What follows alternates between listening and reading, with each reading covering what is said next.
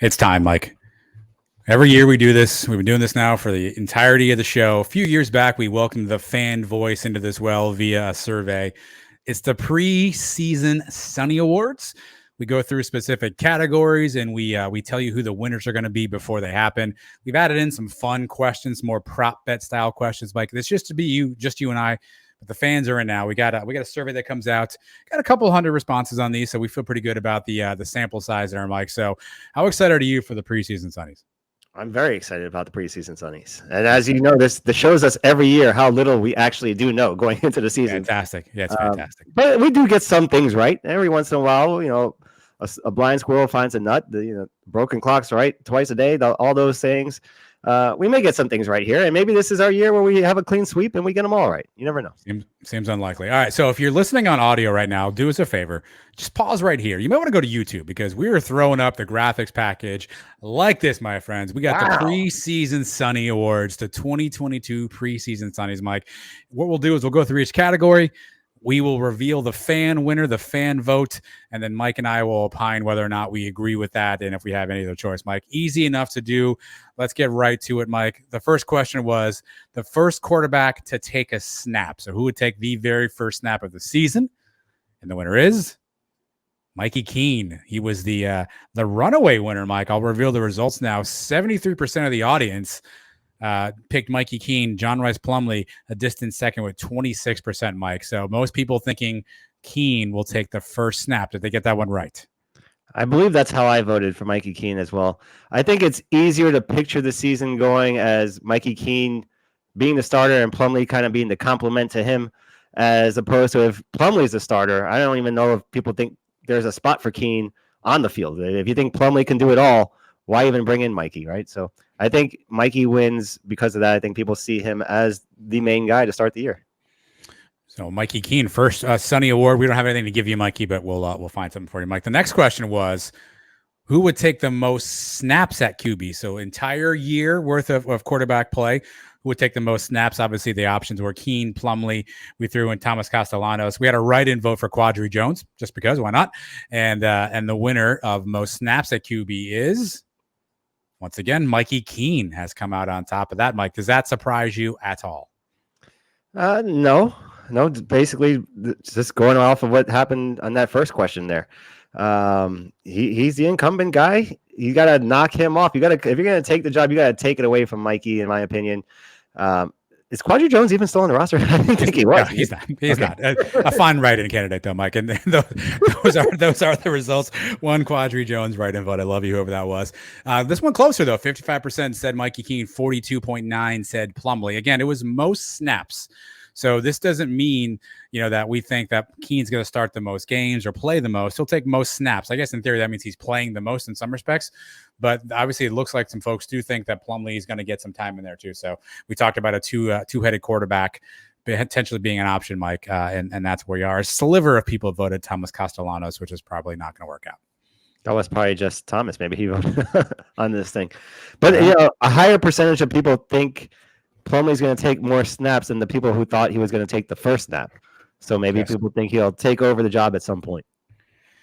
This one's a pretty easy one, Mike. Who is going to lead the Knights in rushing yards? The options here, Bowser, Richardson, Mark Anthony Richards, and there was an RJ Harvey option as well. And by no surprise, the winner is Isaiah Bowser. Again, I think that seems to make the most sense against most rushing yards. The only thing that you would caveat this is how many carries is he going to get? And that's represented by the split, Mike. 67% said Bowser. Johnny got 28%. Again, I know Bowser was hurt last year, but Johnny did actually lead UCF in rushing yards last year. But most people think Bowser. I assume they think this means he's going to stay healthy. He's going to have a couple big games. So Bowser with the most rushing yards, Mike. That feels about right. Yeah, you would think so. The health obviously is the most important thing, but there are going to be games where Gus is going to take care of Bowser. I can't see him getting more than a few carries there in that opener. You don't want to burn too many bullets there against South Carolina State. I'm sure there's going to be a couple other blowout games, where maybe a Temple game where you can give him the whole second half off or whatever it is, and Johnny's going to have his chance to get carries, and you know how explosive he is. He could break off a 60-yarder. And, all of a sudden he's got more yards to end the game than Bowser did. So I think it's this. If Bowser's healthy the whole year, I think he is easily the answer here. But, Johnny was the guy last year, so he's a good pick too. Again, that's if he's healthy, and he hasn't played Bowser, that is, in any scrimmage yet. So will he have to knock some rust off? Will Gus bring him along slowly? To your point, will we save him for fourth quarters? And I'm curious what that plan looks like, Mike. The next category, much closer than I thought, leader in receptions. So who would obviously have the most receptions? The options were Ryan O'Keefe, Kobe Hudson, Javon Baker, and Amari Johnson, Mike. This one was closer than I thought, but the winner, Ryan O'Keefe, came out on top, Mike, but a little closer than I would have thought. He had 45% of the vote. Javon Baker, 42% of the vote. Kobe Hudson got 11% of the vote. So a little closer than I thought, Mike, between O'Keefe and Javon Baker. I think O'Keefe would have had a lot bigger percentage if it wasn't for these last 2 weeks where you saw a couple of highlights of Javon Baker just making some crazy catches in practice. Because to be honest, before that, I never even thought about Javon Baker. I thought more of Kobe Hudson coming in over him. So I think O'Keefe was probably the obvious choice coming off last year. He was the big playmaker for us last year. Right? Gus had to find ways to get him the ball every game. They made sure the game plan he was going to get his touches no matter what, if it was going to be running or throwing it to him. I think he is the correct choice here. But Baker has opened some eyes these last couple of weeks.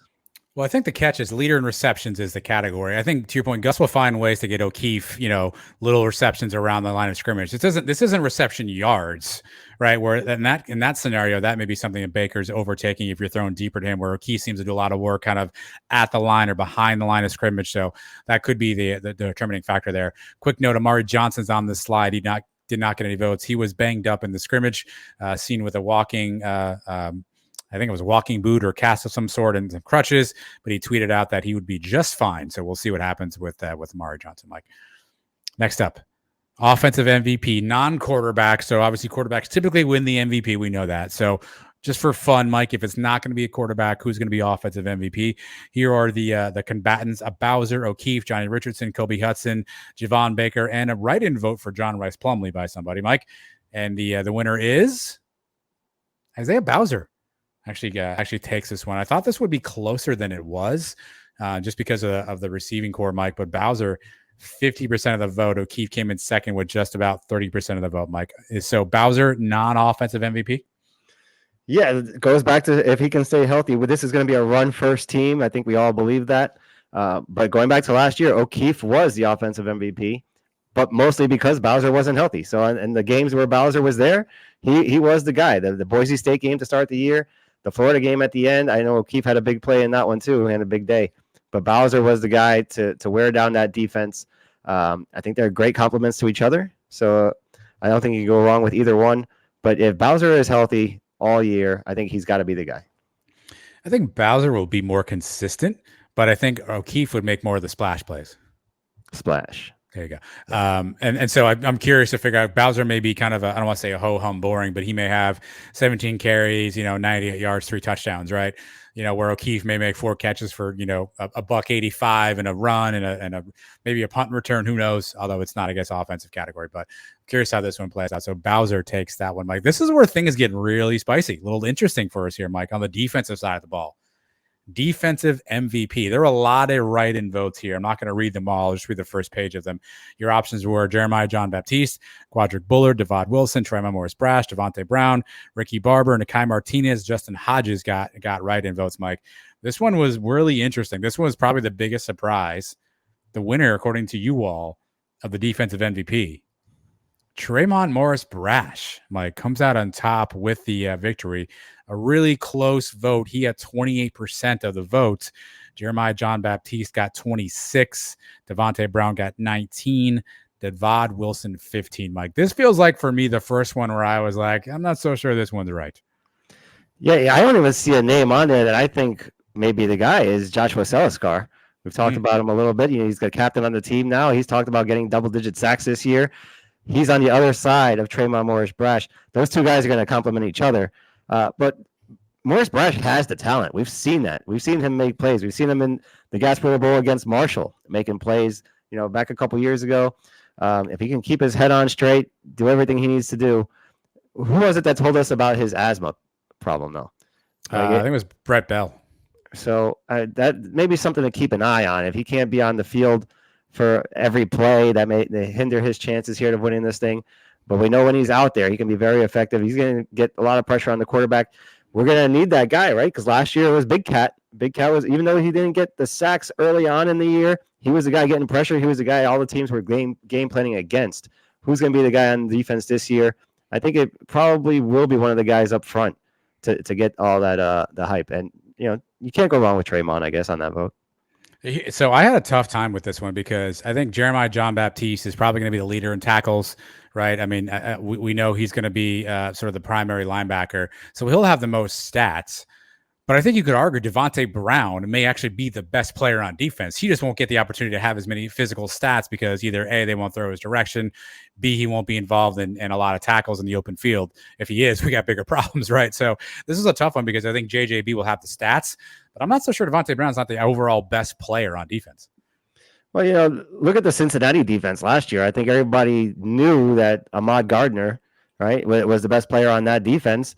And big time players going to find ways to make plays. They may not throw to him, very much, but when they do, he's going to make his presence felt. He's going to come up with a couple of interceptions, make some good plays, maybe a tip a ball here that leads to an interception. So I wonder how much they're going to bring corners off on blitzes and things like that. Maybe he gets a chance for a couple sacks. But, he may be the best player, but you're right. He may not get the stats that these other guys will. Let's go offensive newcomer. So this is defined as somebody who was not on the team last year, more so for transfer because we have a freshman category as well, Mike. So offensive newcomer options were Kobe Hudson, Javon Baker, Kamora Gamble, and John Rice Plumlee, Mike. And the winner is Javon Baker, who obviously, this is so funny to me because there's another category where this holds true as well. Like 12 seconds of practice video, I think is swaying a lot of these votes. We've seen Javon Baker make a bunch of key plays, and rightfully so. But he ran away with this 53% of the vote for him, 16 for Kamora Gamble, 15 for John Rice Plumlee, and 15 for Kobe Hudson. That is interesting, as Plumlee only gets 15%. Yet there's a high percentage of people who think he's going to be the quarterback, take a lot of snaps. But even if they do, they don't think he'll be the best newcomer on the field. He's actually third on this list, tied with Kamora Gamble. That's a little weird, right? For all the people in the Plumlee camp saying he's the guy, and if he is the guy and he's the quarterback, he should run away with this position, this vote right here, right? If he's running for touchdowns and he's able to do everything else, a little surprised at this vote, but people are prisoners of the moment, and they saw Javon Baker make 2 catches, I guess, on some of these practice. Yeah, we've seen 2 to 3 catches for sure. Yeah. So, these same people apparently missed the spring game where Kobe Hudson had like 8 catches. Plumlee played really well in that spring game. Obviously, it's a spring game. Who knows what it is, right? So it's just funny, prisoner of the moment. What you see right in front of you is kind of how people vote on this one. That's right. Yeah, I mean, Kobe Hudson would have been a good pick too. I forget. I think I may have voted Hudson myself. Yeah. Well, I think Kamora Gamble's another option. We haven't seen, obviously, really consistent tight end play since Klubi Ali left, right? And even in that last year at Heupel, you didn't see the tight end much. So you got to wonder what that kind of weapon can be to whoever the quarterback is, particularly in, you're talking about short passing game, turn around, box out your defender, get a tough catch. We haven't seen really interesting or really a creative tight end play calling in a long time. I think we saw a few last year with Holler and Gus, but you wonder what a guy like Kamora Gamble can bring. So, but I know the tight end it's not sexy, right? You're not going to get as many outside throws. You're not going to get some deep bombs. I think that's where Javon Baker probably, gets a lot of votes from people because hopefully he does those things as well. Yeah. And, blocking is a big key to this too. I mean, just blocking. Who's going to vote for blocking, Mike? Best blocker on the team.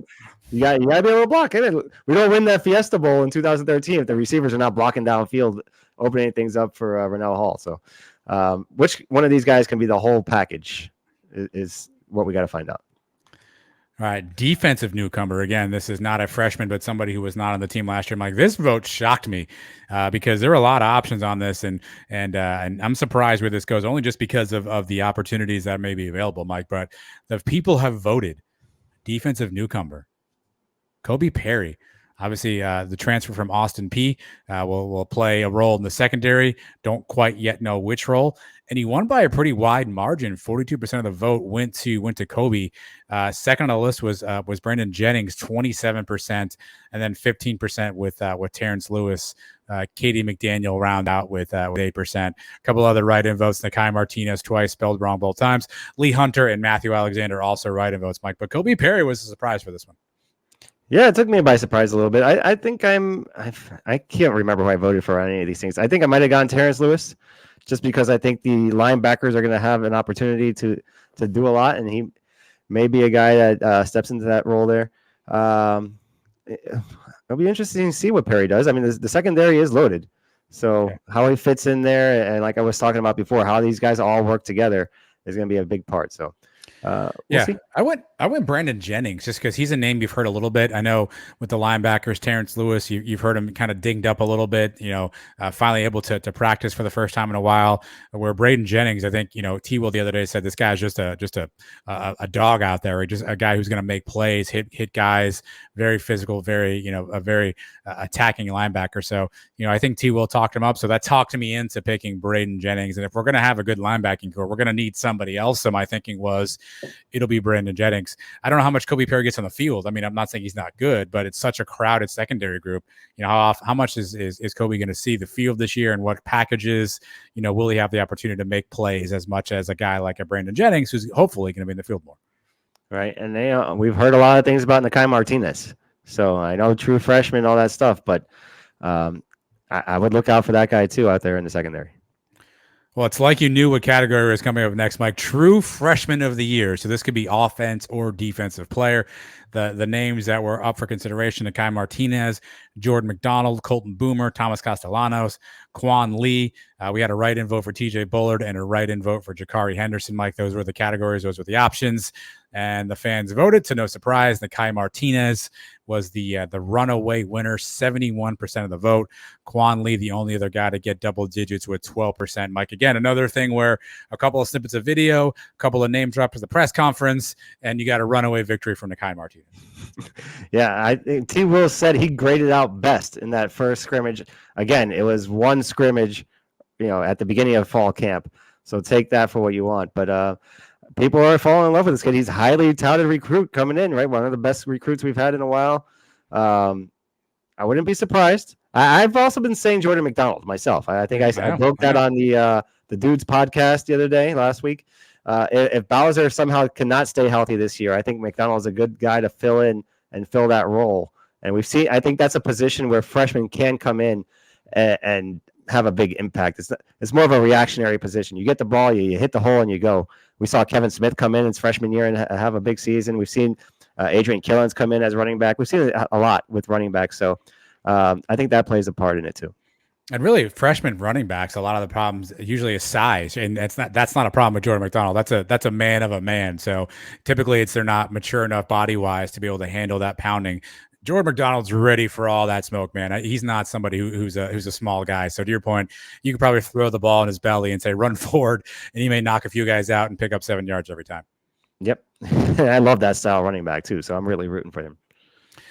Breakout player on offense. So defined as maybe a player that has been on the team for a little bit, hasn't, maybe had a couple of moments here and there, but hasn't really kind of broken through to make those big plays. So breakout player on offense, Mike, the category, the options: Mari Johnson, Mark Anthony Richards, RJ Harvey, Alec Holler, Kamori Gamble, 3 times, 1 time spelled Kenmore Gamble. I guess he's an appliance. We also have Jalen Griffin was a write-in vote. I see you cost like advisor on that one, I assume. And the winner is Mark Anthony Richards. Came out on top of this one, like actually relatively handily. 41% of the vote for Mark Anthony, 27% for RJ Harvey, and then Alec Holler came in third with 15%. Mike, you just said Jordan McDonald could be that guy if Bowser gets dinged up. Also in that mix, also a bigger back, a guy we saw play a bunch last year, Mark Anthony Richards, and that's where the fans went. They think Mar is going to be that breakout player. Yeah, they may very well be right, because we did see him last year and a couple times step in, and you saw the talent is there. And it's a guy that Gus knew. He brought him over from Auburn.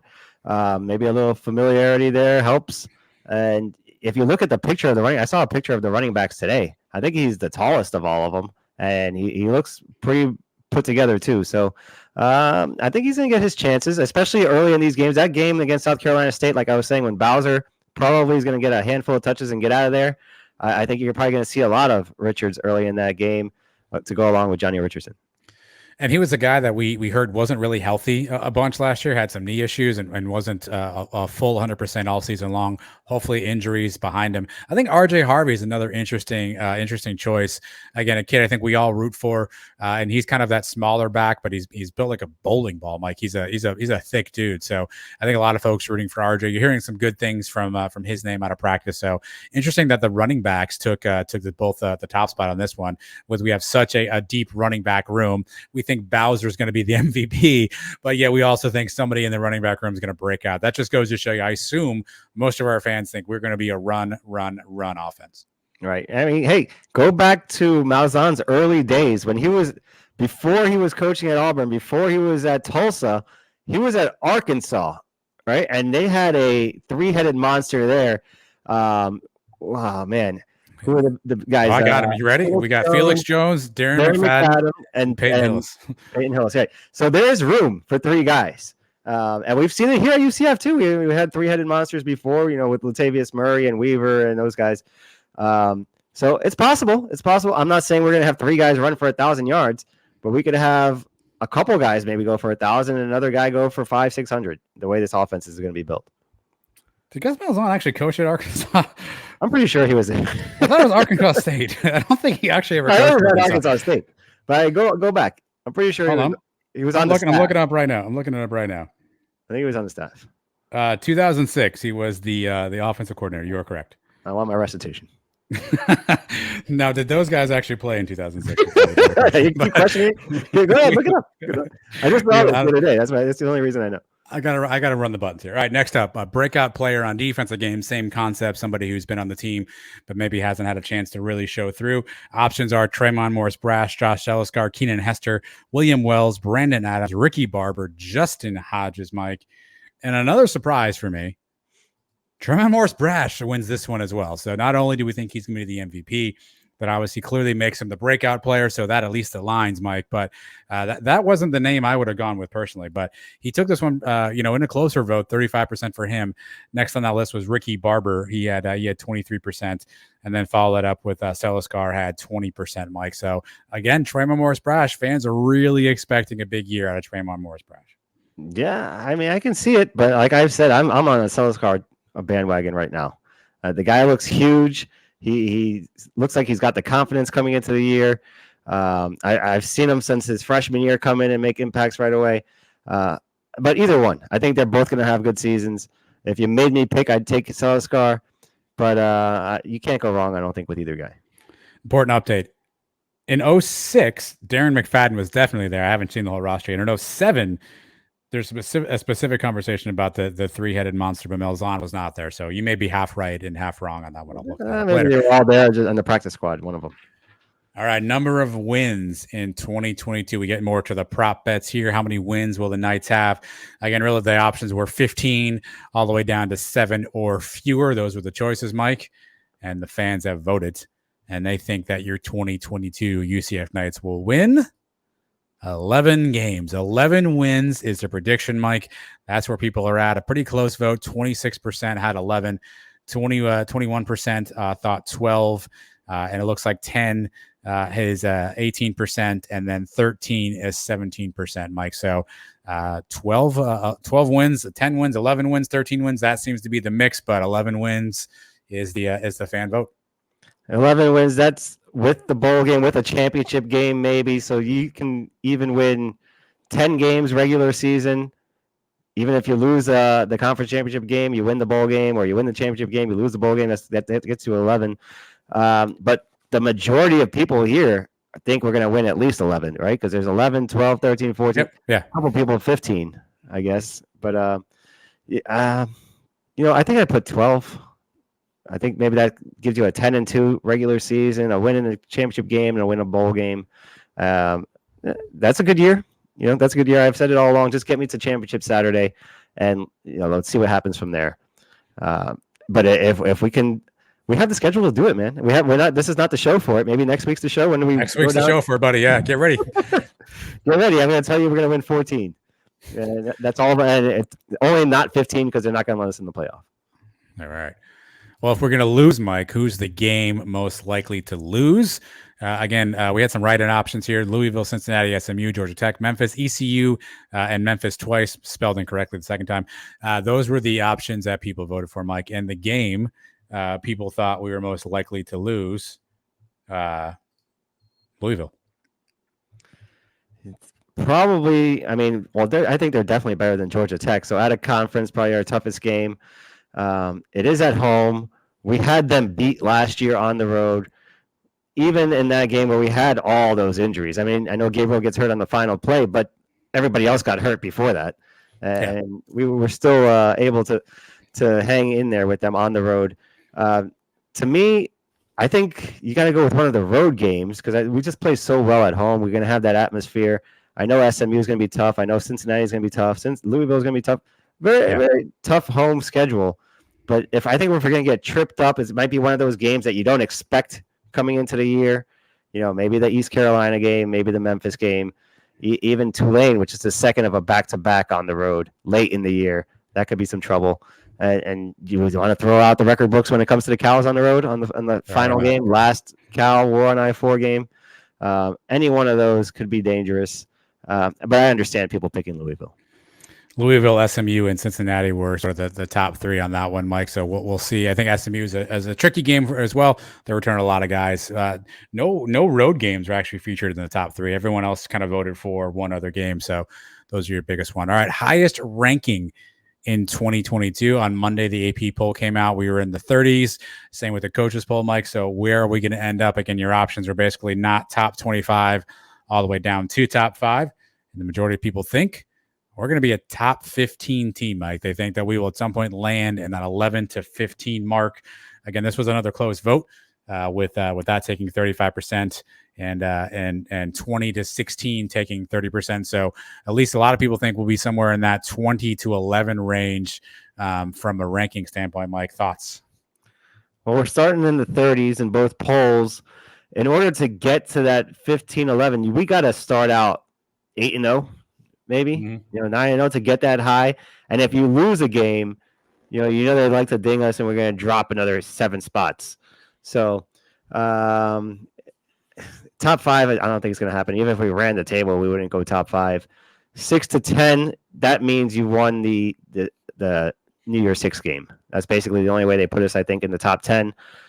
15 to 11, I think is a good bet if you're saying we have like a 10-2. 11-1 regular season. That's where we end up, somewhere in there. Well, a lot of this, obviously, there's a few factors. One, you don't know what everybody else around you is doing, who else is losing. But I think you say this a lot on the show. It's also about when you lose, right? Because if we lose early, let's say somehow we drop that Louisville game by a field goal, right? And then we go on to run the table, which would include wins against Georgia Tech, SMU, Cincinnati, Memphis on the road, ECU on the road. Maybe you sneak back up there. But if we're 6-1, 7-1, whatever it is, coming into SMU and lose, right? That's a tough loss late in the season. And if we lose late in the season, that means we would have lost to either Memphis, Tulane, Navy, or the Cows, which are not going to be good losses for us too. So I think a lot of it depends on if we have a loss, when that loss comes. I think we have to at least be with 0 to 1 losses by the time we play Cincinnati. If we beat Cincinnati and we have only 1 loss, maybe that's somewhere early in the year to Louisville, then I think you have options. But it's also about when you lose this game that will impact, I think, the rankings. Right, and also the team that you lose to. If we lose to Louisville and they go on to win their division or whatever it is, they're one of the top teams in the ACC. It doesn't look so bad. If we lose to Georgia Tech and they have another 3-win season, that's not going to help anything. All right. Number of tight end receptions. We do this one every now and again, Mike. Who will have the most tight end receptions? Last year, we had a combo. We thought that it would be Jake Hescock. Turns out he didn't have any. And Alec Holler really carried the tight end receptions. I think last year we set it at 25.5. So now we have Kamori Gamble. Now we still have Alec Holler. Can we get over or under 27.5 receptions, Mike? Those are your two choices. And the fans have voted that we will go. They went over. They think that Alec Holler and Kamori Gamble can get us over 27.5 receptions this year, Mike. I think this is a JP Gilbert cost seg advisor side bet on this one as well. I I feel like the over is the right call on this one. I think so, but I also thought that last year too. So, which one of those guys had the over? JP? I think Cossack has the over. All right. I don't know. Check that. That's only 2.5 maybe catches per game for the tight end, something like that. So it's definitely doable, and I guess it's going to depend a lot on who the quarterback is too, right? The tight end's probably not your first read on a lot of plays, so I'm thinking if it's Plumlee back there, maybe he doesn't get the chance to get to the tight end on a lot of these plays, but who knows? It could be the opposite. He may just look at the tight end as a security blanket, and so we're gonna have to see this play out for the first couple of weeks. If we go, how many games did we go into last year where the tight end didn't have any catches to start the year? It was like the first 4 or 5 games. I don't think there were any. It was a long while. So for context, Kamari Gamble at Florida last year, he had 31 receptions. Alec Holler had 19. So that's where they were last year. Again, Holler, playing in Gus's system. Gamble obviously playing someplace else. So just for context, that's where they were last year. All right. So I mean, you combine that, obviously, way over. I think it's a safe bet to say over, but you never know. 69% of people agreed with you, Mike. They went over 30% on the under. Mike, who will have the most TD passes this season? Again, obviously your options were Mikey Keene, John Rice Plumlee, Thomas Castellanos. Everyone thought Keene would take the first snap. Everybody thought Keene would take the most snaps. And everybody thinks Keene will throw the most touchdown passes. Mike, he wins this category. His third Sonny Award this evening. That's an honor for young Mikey Keene. 69% of the vote goes to Keene, 30% to Plumlee. I don't know if this is good news or bad news for Mikey. I mean, it's great that a lot of the fans believe in him, but as we've seen here in the last few years with the Sonny voting, may not be curse of the Sonnies. Yeah, it could be. I hope not. I'm rooting for Mikey to be the guy. But you just think style of offense, you lean more towards Mikey throwing touchdowns. So. All right. Well, we talked about John Rice Plumlee. So John Rice Plumlee scores more passing TDs, more rushing TDs. I thought this would actually be skewed a little differently than it was, Mike. The winner was, of course, rushing TDs for John Rice Plumlee. That's a picture of him running and pointing at something. I don't know what. That was a runaway. 72% of the vote said that he'd have more rushing TDs, 27% more passing TDs. I actually thought it'd be higher for the rushing TDs. Well, I mean, based on how people have voted in the other categories, if they think Mikey's going to be the guy that's taking the most snaps, Plumlee's going to come in probably in those goal line situations, 4th and short or whatever it is, and maybe be that touchdown vulture there then in the red zone. So I could see why a lot of people voted this way. You thought it was going to be more people voting for rushing TDs? You think too many people voted? I thought it'd be like 90-10. From what we've heard so far out of spring camp, if he can't throw the ball, then I don't think he's going to throw any passing touchdowns. But yeah, I can see where the fans were going on this one. Well, this goes to show, at least for the folks who voted in this poll specifically, again, not scientific by any stretch, but it seems like everybody's thinking this is Mikey Keene's offense. This is Mikey Keene's, job at this point, right? Because Plumlee's not grading out to win any of these categories. So it seems like at least most people are in the Keene camp. Mike, what will be the last game played in 2022? The options were the Cows game, which means we don't have any championship game or bowl game options, which would be a bowl game would be their option. A New Year's Six game would be an option. The CFP semifinal game would be an option, or the national championship game would be an option, Mike. So those were the choices. I left out conference championship game because obviously if we get there, we're probably playing a bowl game anyway. So what will be the last game in 2022? The fans have voted. New Year's Six bowl game, Mike. They have us going to New Year's Six bowl, which I think this year the tie-in would be the Cotton Bowl for us. 64% of the respondents think we're going New Year's Six bowl. 32% have us going to a bowl game. I mean, this shows how confident this fan base is in this team this year. It's year 2 of Malzahn. We saw go back to O'Leary. We saw what he did in year 2. He took a team that was winless in 2004, year 2, goes to the conference championship game. They go to the Hawaii Bowl, first bowl game ever. Scott Frost takes a team that was winless before he got here. First year, 6-7. Second year, undefeated. Malzahn, year 2 now. A good season last year, considering all the injuries. 9 wins, beats the Gators in the Gasparilla Bowl. Coming back now with a team that is reloaded, ready to go. A lot of weapons all over the field. The fans are excited about this season, and you can't blame them. New Year's Six, that depends on other factors. Obviously, we could win our conference and not go to the New Year's Six if somebody else is undefeated, maybe like a Boise. But I think we got a real shot this year. The schedule plays in our favor, so that's the way I voted. At the very least, a bowl game.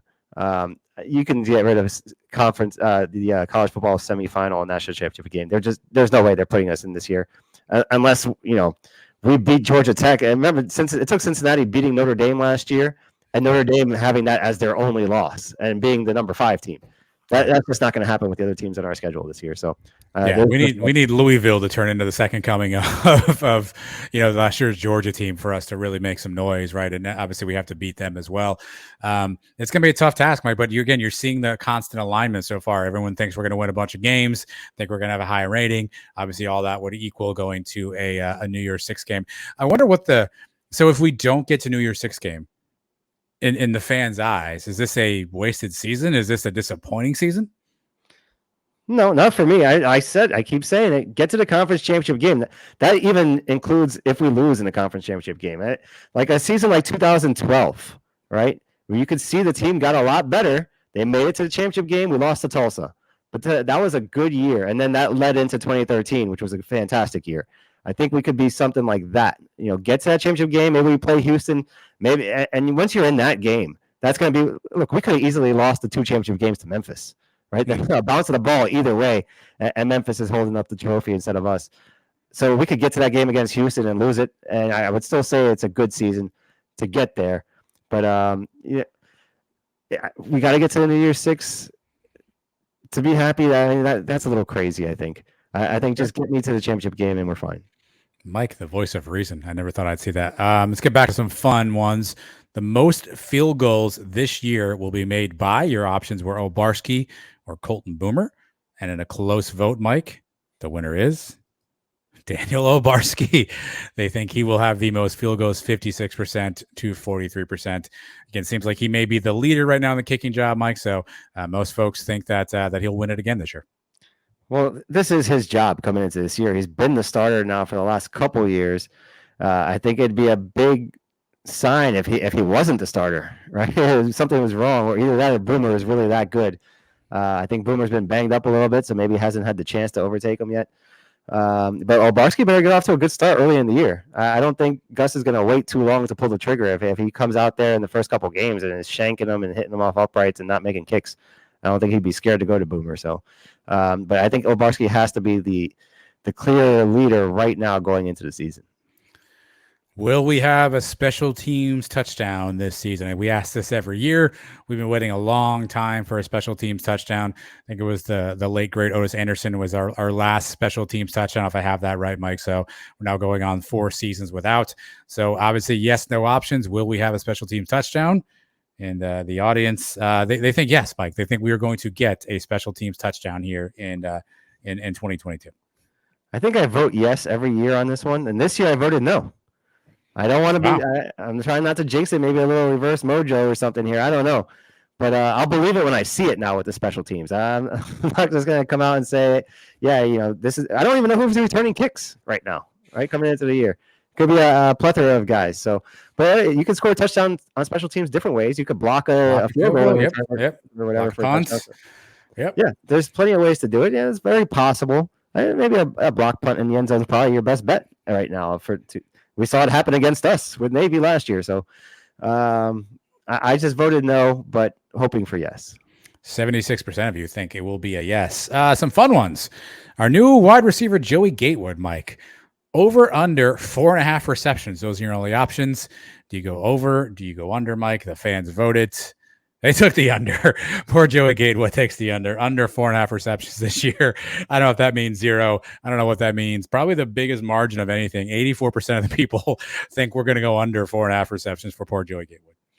I mean, we really think of him as a true wide receiver. I mean, we saw him come in with some running packages last year. And he may not even get that this year with Plumlee, the way he runs. And then, Bowser is going to be doing the Wildcat package too. So I don't know how much Gatewood's going to get a chance. But, they, like I was saying before, maybe it's some mop-up duty. Maybe it's the South Carolina State game. He can come in the fourth quarter and have 3 catches right there. And boom, week 1. and then all of a sudden we're on Gatewood watch for the next 11 games. It's the only thing that came to mind is twofold. One, last year we saw Gus try a few times, like a corner fade to Charlie Browder, the big freshman tight end, that never worked out. We know Gatewood's a bigger body, and Gus seems to just have a soft spot for Gatewood, man. He seems to always find ways to get him in the mix.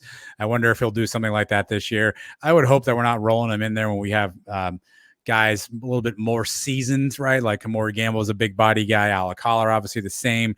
We know Kobe Hudson's a pretty big dude. So I would hope we're not rolling in Gatewood in those situations when we have some other options down the road. But Gus has a soft spot for this guy. I don't know, Mike. I think I took the over on this one. 4.5's not a very big number. It's really not. To your point, like he can just be standing there at ball tips and it falls in his hands for a catch. I mean, you never know what can happen. Did he have any receptions last year, or just came in to run? Just came in to run. All right, so I mean, it's a big leap for him, I guess. There's so many weapons on this team that are you going to find time to get him the ball? I don't know. I still take one. He did have one jump pass. So let's not forget that, Mike. All right, the Johnny Richardson slip and falls. We saw this a bunch last year. Johnny was wide open in open field, and Turf Monster got Johnny Richardson. So slip and falls for Johnny. Brought to you by Gordon and Partners, I think. Brought to you by Gordon and Partners. There you go. And so the fans voted. They think he'll have 1 to 3 slip and falls this year, Mike. So 1 to 3 slip and falls. We're gonna have to track this ourselves because I don't think this is an official stat. But 52% of the voting thought 1 to 3. So I'm gonna put you in charge of tracking slip and falls by Johnny. And now, no chance to vote for 0. no chance to vote for 0. So it's going to happen. It's going to happen. Hopefully, you got the cleats figured out this year. Recruiting rankings, your favorite. Obviously, we've been on fire in recruiting already for 2023. So where will UCF finish in recruiting rankings? Top 50, top 30, top 20, top 15? Top 30 class is what people have voted for, Mike. 47.5% say that we will have a top 30 class this upcoming season. 32 think it'll be a top 50 class. 16% of you think we're taking top 20 status, Mike. But top 30 class, I think that would be the best ever by a pretty long margin at UCF if we pull that off. Yeah, and recruiting is heading in the right direction right now. So that'd be a big step forward. But too much of this recruiting stuff is still based on names, and the recruiting sites are still, they can change the stars at any time. We get a bunch of good guys, and all of a sudden they're not rated as high because they decided to come to UCF. So that whole thing you got to take with a grain of salt. But top 20, I don't think is happening. Top 15 is probably not happening. Maybe it will be happening in the next couple of years. Once we get into the Big 12, we got a shot soon, coming up soon. This year, probably not. Not to alarm anybody, but one of the Harris twins, I think it was Andrew Harris, tweeted out today that he was proud to get an offer from NC State. So a committed UCF recruit has said that he's got an offer from NC State. So who knows what will happen there. Gus sweater vest. We did not see it last year. Couple options. He could have broken it out. Does he go back to the sweater vest? Does he get some of the mojo back? Maybe play calling with a new quarterback, Mike. I know it's Florida, a lot of home games in the state of Florida, and even road games as well. Do we see a Gus sweater vest? And the people say no. We're not going to see Gus don the sweater vest this year, Mike. We don't have too many cold road games. So I guess what? Memphis and ECU would be the only options. I don't know how cold either of those spots will be at that time of year, Mike. So no Gus sweater vest. Could get a little chilly at Tulane early in November, maybe. What did he wear in the bowl game? The bowl game was a kind of a cool night. I don't remember exactly what he was wearing. What was that picture just now that you had up there? Would you consider that a sweater vest? Well, that's why I stole it. I found this on the interwebs. I thought that was a sweater vest, so that's what I went with. This was a clear Photoshop when he was at Auburn. All right. I asked him about it last year when I talked to him if he was going to go sweater vests. He's not going to get too many chances here in Florida, especially early in the year. That's definitely not happening.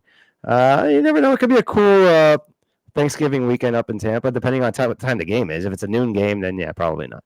Just wonder if the sweater vest is what Gus's mojo is, or if he was going for a new look. Who knows? Last but not least, how many helmets will we wear this year? Last year, supply chain issues derailed a lot of those options. We just saw that we released at least 3 new helmet options. Plus, you got to figure in there will be a space game helmet option. So 1, 2, 3, 4 were the choices, Mike. So does our beleaguered fan base think that the supply chain issues have subsided?